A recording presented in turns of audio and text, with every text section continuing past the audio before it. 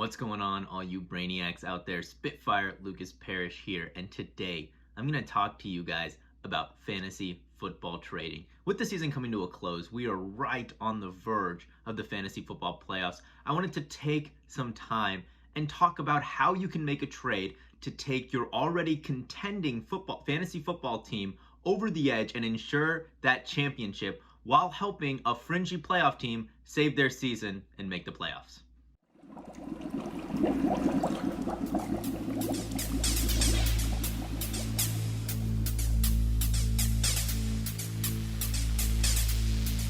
Welcome to The Lab. Winning trades is always the difference between winning a fantasy football championship or potentially not even making the playoffs, trading away guys who start the season off strong, selling high, as we like to say in the fantasy football community. Guys like Clyde Edwards-Helaire, who is now in a timeshare with Le'Veon Bell, and Ezekiel Elliott, whose entire offensive line seemed to have gone down with an injury, plus Dak Prescott's injury did not help him much there. And then trading away players who have season-ending injuries like Odell Beckham Jr. or Saquon Barkley. If you manage to get rid of those guys, chances are the players that you got in return, since those were big names, several of them first-round picks, the players that you got in return have probably helped you out more than they are helping the teams that they are currently on. And of course, on the flip side, trading for players who have had late season resurges, players like A.J. Brown, who was hurt the first few weeks, and then 4 of his first 5 weeks back put up more than 20 points, and J.D. McKissick, who with Alex Smith under center is receiving a ton of targets. If you're in a position of power, use it. Today, I'm going to talk about some potential trades, some trades that have happened, and some trades that could happen in your guys' leagues to help put you over the top if you're one of those teams in the championship hunt, or on the flip side, help you make the playoffs if you are on the verge, one of those fringy 5-5 teams getting close to the playoffs, but not quite there. I'm going to start off by playing a clip from a podcast episode that we recorded all the way back in last year with a trade that Jack McGrath, the chemist himself, made in our league that I was not a big fan of. This is going to go a bit into vetoing trades as well, and I'll touch on that a little bit after the clip. But what I want you guys to really listen for is listen to what Jack says about winning your fantasy football leagues. So trade vetoes should be allowed because sometimes in leagues collusion does happen, but they should be used so sparingly. Just because you don't agree that a trade is fair doesn't necessarily mean that it's not a fair trade. Teams usually aren't looking to not improve themselves. They are always trying to improve themselves. If a trade benefits both teams in any way whatsoever, and there's not obvious collusion towards one side or the other, the trade should not be vetoed.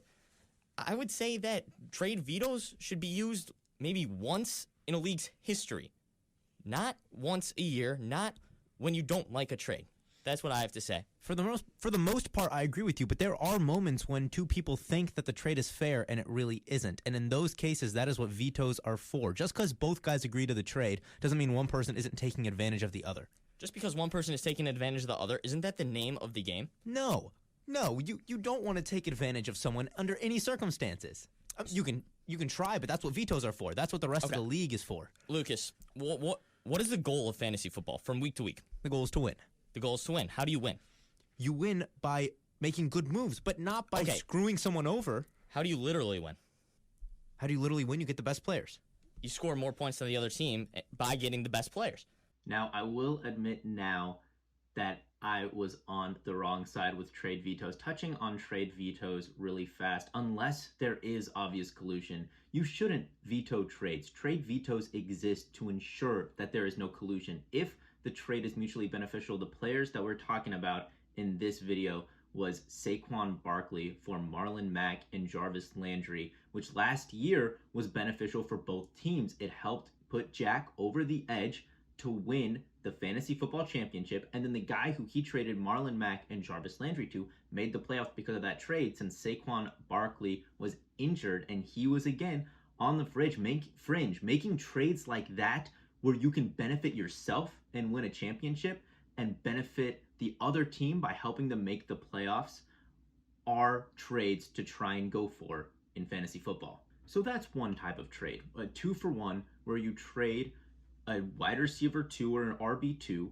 and an RB1 or a wide receiver 1 lower end for a top 3 running back and a top 3 wide receiver. That way you can help the other team have more points, obviously, since let's say that running back or that wide receiver that you trade for gets an average of 30 points a game, and then the 2 players that you give that team get an average of 40 points a game, and you are getting more points because you can pull someone up from the bench who gets 15 points a game. So you've got that 15 point and that 30 point player giving you 45 points a game, which is 5 more points, and the other team gets 2 players who will get you 40 points, as opposed to before they were playing a player who would get you 30 points and another player that would get you 5 points a game. Mutually beneficial trades like that can really help teams make the fantasy football playoffs. And another way to trade from a position of power that's completely fair is to trade for an injured player where the one team needs to get rid of them because they need players to play now in order to ensure that they can get to the fantasy football playoffs. Whereas your record's fine. You're good to wait a little bit. And the example that I want to get into is a trade that I actually made this season where I ended up getting Austin Eckler and DJ Chark for David Montgomery. The team needed David Montgomery now. They were desperate for running backs, whereas I was sitting in a pretty spot. I was 7-2 at the time, 6-2, 7-2, right there, taking on Austin Eckler. I could wait for him. Hopefully he'll come back next week and he'll be really good.